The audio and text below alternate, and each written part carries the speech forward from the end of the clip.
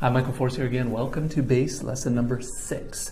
Lesson number 6, I'm going to teach you how to essentially create an awesome media campaign, a social media campaign that can really create kind of a viral exposure if you're offering the right kind of content, training, value to the marketplace to help people solve problems. There are going to be certain things that you can and can't say on social and or even search. So I'm going to break all that down here for you, what campaigns to use, how to use the pay-per-click services with social, and really how to leverage those platforms to really kind of get rich in the niche. You want to find very specific targeted groups. You don't want to kind of be everything to everyone. You want to get really nichey and make sure that you are plugged into the different tools and analytics and search features and different ways you can find the right demographic on social and PPC. So to make sure you get a real solid social media campaign out there and get the word out. So let's jump into this lesson and I'll see you on the inside. Michael Force here. Welcome to lesson number 6 of the BASE Digital Business Mastery course here. We're going to learn how to create an awesome social media campaign. You've officially made it to the more than the halfway point. We're almost to the end here.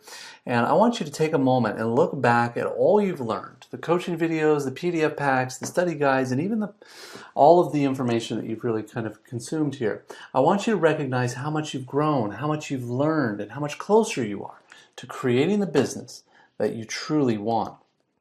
So let's jump in here. To get started today, I want you to begin with a question. Where is your phone? In your pocket, on the desk in front of you, or in the arm of your couch, in your hand, because you're using it to watch this video.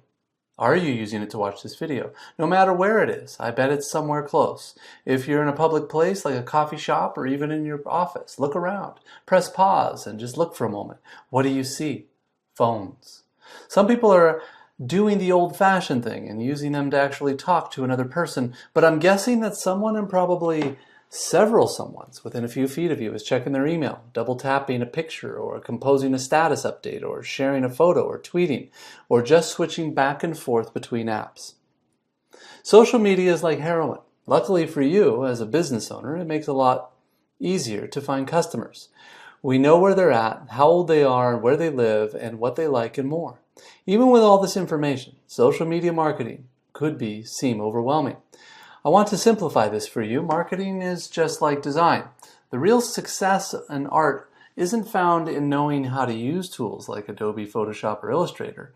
It's in the eye of the designer, because design tools will always change, but design theory never will. The same is true about marketing. 20 years ago, social media marketing wasn't even invented.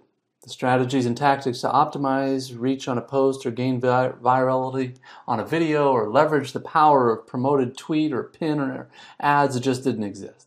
Even today, marketers are under intense heat. Change is rapid and difficult to keep up. Nobody even cares if you have a degree in advertising anymore, because everything you learn is irrelevant by the time you graduate. Instead, we're going to talk about word-of-mouth marketing, consumer psychology, and the timeless principles of conversion that make up the foundation of social marketing today. Secondly, we'll apply this thinking to the social media world. It's these lessons that will become the basis for any social media marketing plan or campaign you might deploy over the coming years. Most importantly, in these lessons have allowed me to connect with consumers on an intimate level. It's what's allowed me to build a multi-million-dollar brand that people love. Better yet, are the costs that has commonly been 90% less than my competitors. I'll start with this quote. People don't follow companies. They follow brands. They follow experiences, and they always remember the way you made them feel. Let's start with word-of-mouth marketing. People love to share stories, news, and information with those around them. We tell stories about great vacation destinations, books that we read, and good deals that we find. We write online reviews about restaurants. We share rumors on Facebook and tweet articles that we agree with. People share more than 16,000 words of perspective a day. Every hour, there are more than 100 million conversations about brands. Word of mouth is not just frequent, it's also important. The things others tell us, email us, and text us have a significant impact on what we think, read, buy, and do. We try coffee shops our neighbors recommend, and they're a blog our relatives praised, and to vote for candidates our friends to endorse. Word of mouth is the primary factor behind 30 to 50% of all purchasing decisions. I'm going to say that again. 30 to 50% of every dollar your company will make will be because someone told them about your startup. What does this mean? Social influence has a huge impact with your products, ideas, and startup will work or fail. If you can't unlock an effective word-of-mouth strategy, you won't be around for long, period. Let me give you a few examples. One study shows that a single positive word-of-mouth conversation by a new customer leads with almost a $200 per dollar increase in restaurant sales. A 5-star review at Amazon leads to 20 more books sold than a 1-star review. Doctors are more likely to prescribe a new drug if other doctors they know have prescribed it first. People are more likely to quit smoking if their friends quit, and people become alcoholics if their friends are drinking too much. People love doing what others are doing almost to a flaw. In fact, while traditional advertising is still useful, a word-of-mouth social media strategy for everyday consumers is estimated to be 10 times more effective. Word of mouth is effective than traditional advertising for 2 key reasons. First, it's more persuasive. Advertisements usually tell us how great a product is. You've heard of how 9 out of 10 dentists recommend Colgate, or how other television is as clear as Panasonic. But because ads will always argue that their products are the best, they're not truly credible. Ever see the Colgate ads that say only 1 out of 10 dentists prefer Colgate, or that 5 out of other 9 think Colgate tastes better after brushing? Our friends, however, tell us exactly how it is. If they thought Colgate did a good job, they'd say it.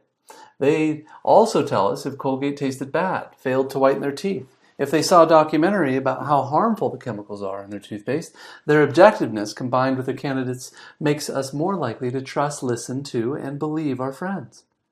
Second, word of mouth is far more targeted. Companies try to advertise in ways that allow them to reach the largest number of interested consumers. Take a company that sells concert tickets, for example. Television ads during the nightly news probably wouldn't be very efficient ad spend because maybe the viewers don't go to concerts. The company might advertise in a music magazine or on the back of a current concert ticket to a popular show, but while this would ensure that most people would see the ad like going to concerts, the company would still end up wasting lots of money because lots of people don't need more concert tickets. Word of mouth, on the other hand, is naturally directed toward an interested audience. We don't share a news story or recommendation with everyone we know. Rather, we tend to specifically select particular people who we think would find that piece of information most relevant. We're not going to tell a friend about a new concert ticket website if we know that friend doesn't go to concerts. We're not going to tell a friend who doesn't have kids about the best way to change a diaper. A great example of how word-of-mouth marketing improves targeting came to me in the mail a few weeks ago. Every so often, publishers will send me free books. Usually they're related to entrepreneurship or leadership or marketing, and the publisher hopes that if I'm giving them a free copy, I'll be more likely to share about the book on my social media or my platforms and sell them a bunch of copies in the process. But a few weeks ago, one author did something similar, or slightly different. They sent me 2 copies of the same book. They also sent a note explaining why they thought the book would be a good fit for my members here at the DA community. They also mentioned that they sent a second copy so they could pass it along as a gift to a fellow leader who might also have a following similar to mine that could benefit from the book as well. That's how word of mouthing helps through targeting. Rather than sending books to everyone, the author got me and others to do the targeting for them. What did I do? I sent the book to my good friend and some leadership gurus. In a recent study, 64% of marketing executives indicated that they would believe word of mouth is the most effective form of marketing. However, only 6% say they mastered it. If consumers value word of mouth and marketing believe it's as effective as they say, then why aren't marketers more focused on it? The problem is that for the last few years, marketers have been focused on collecting instead of connecting. You need to write that one down. In other words, brands are too caught up in collecting social media fans and followers and are forgetting to actually connect with them. Having 100 really passionate fans that love your brand, your products, is exponentially more effective than having 10,000 fans who sign up just to win a free iPad from you. Just like in life, if you have to buy your friends, are they really your friends? As you develop your word-of-mouth social media strategy, I want you to remember the secret to winning is based on what I call the 3 E's: engage, equip, and empower. Let's talk quickly about each of these. Engage. Give your fans the gift of you. Engage with them. Listen to what they're telling you. Be a part of the conversation about your brand. Be in the presence of your fans' lives. Nike support is a prime example of customer service done well. If you watch the tweets and reply section of the Nike Twitter account, they're constantly responding to followers on their Twitter. Whether it's about their new fuel brand or other products, every few minutes you can watch them respond to someone new. Equip. Give your followers a reason to talk. It can be an amazing product, remarkable customer service, insider knowledge, social elevation, incredible stories, unbelievable facts, or even funny disclosure. It's on you. It really depends on your learning how to speak to your customers, how they need to hear it, not how you want to say it. For example, Apple revolutionizes text services and delivers an amazing product to its customers. This allows people to naturally want to share, suggest, and refer their friends to Apple. Remember, people only suggest beauty and never suggest ugly. The way your business looks, feels, and acts must be nothing short of magnificent in order for the Equip strategy to work for your company. Empower. Give your consumers convenient ways to talk and share. Do something for them that you wish you could do for all. Something so incredible, people can't help but tell their friends about it. Let followers know how importantly they are to you, and sharing their opinions make a difference in achieving your mission. Let them find ways to share with their community with a generous affiliate offer or referral program. Lay's Potato Chips provided a really great example of how to highlight their fans with their Do Us a Flavor campaign, which allowed consumers to create a new flavor of potato chips to hit store shelves later that year.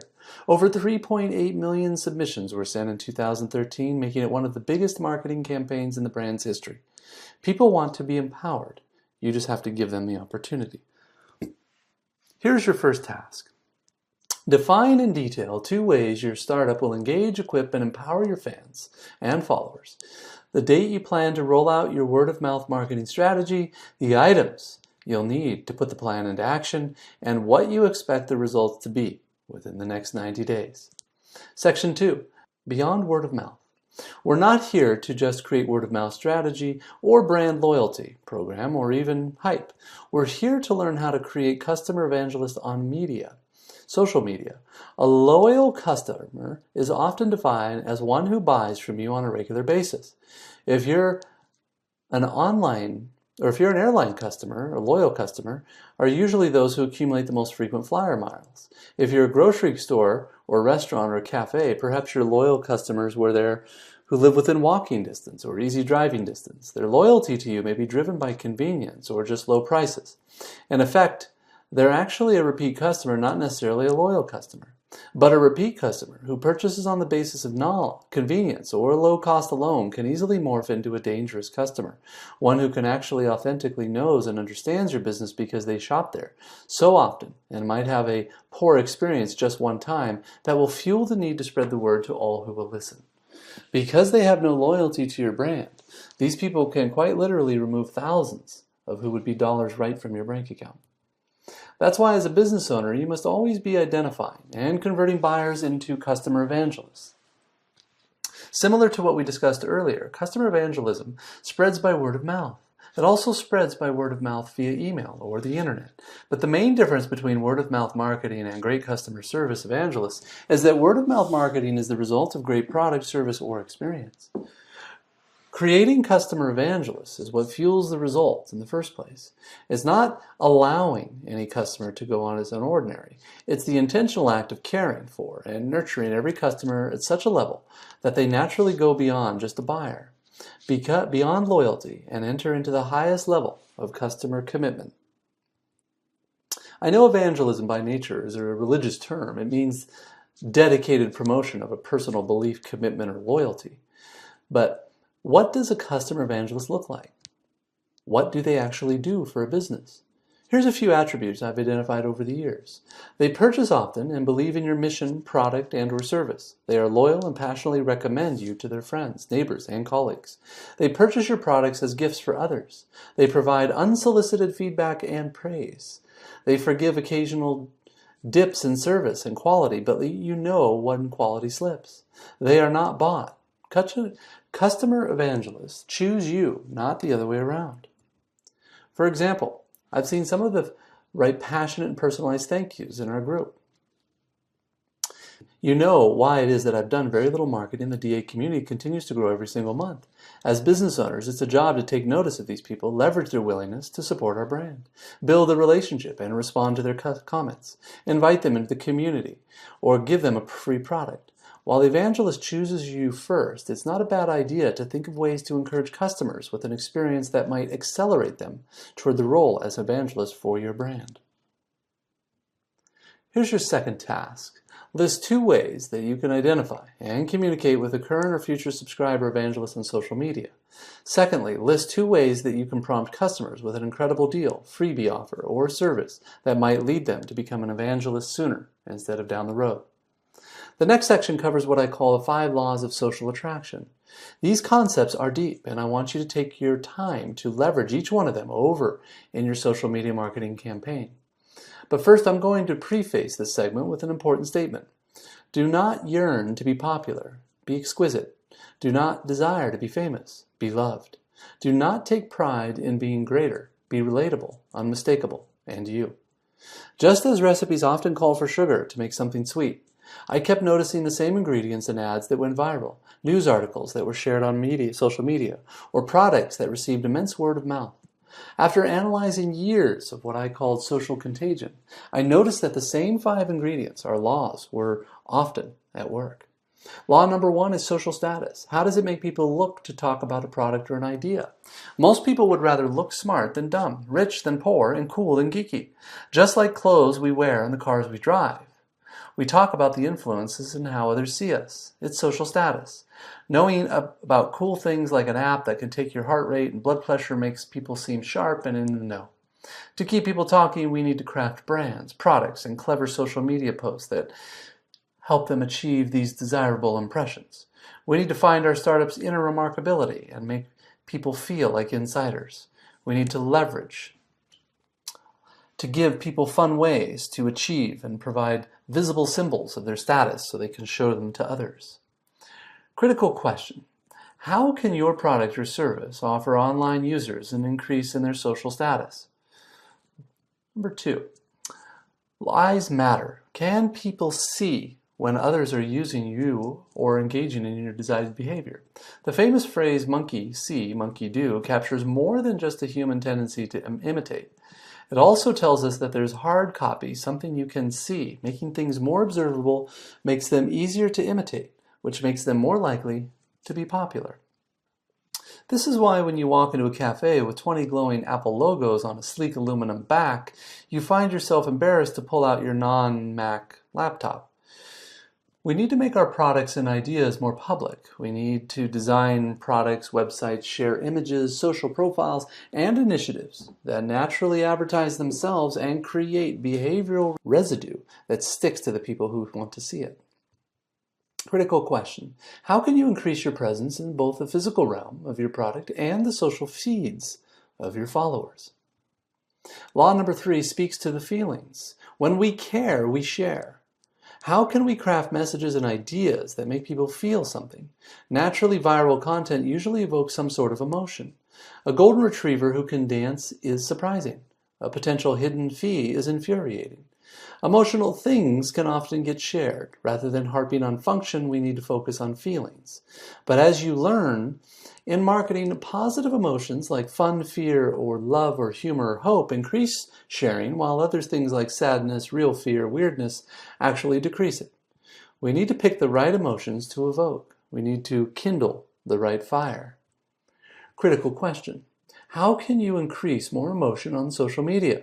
What copywriting or images or stories or even sounds can you use to increase the depth of positive emotion? Law number 4, trigger thinking. How do we remind people on social media to talk about the products of our startup? Triggers are stimuli that prompt people to think about related things. Peanut butter reminds us about jelly. The word Bert reminds us of the word Ernie. If you live in California, seeing a burger might remind you of In-N-Out Burger. People often talk about whatever comes to mind. The more often people think about our product or idea, the more it will likely be talked about. We need to design our products to frequently relate with common topics. If your business is not easily connected with the normal conversation, it's likely to be easily forgotten. On the other hand, if your startup can stay top of mind, it typically leads to the tip of the tongue. Critical question: how can you make sure that your product or startup stays relatable to many of the common conversations, problems, or needs of the people on social media? Law number 5, usefulness. How can we craft content that seems useful? You will hear me say often that content isn't key, usefulness is. People want 3 things. They want to be educated, elevated, and entertained. If we can show them how our products and ideas will save them, improve health, teach them something, bring them closer to their dreams, or save money, they'll spread the word. But given how inundated people are with information, we need to make our messages stand out. Like I mentioned in Module 3, we only notice what's different. We need to understand what makes something seem like it's a particularly good offer. We need to highlight the incredible value in direct contrast to our asking price.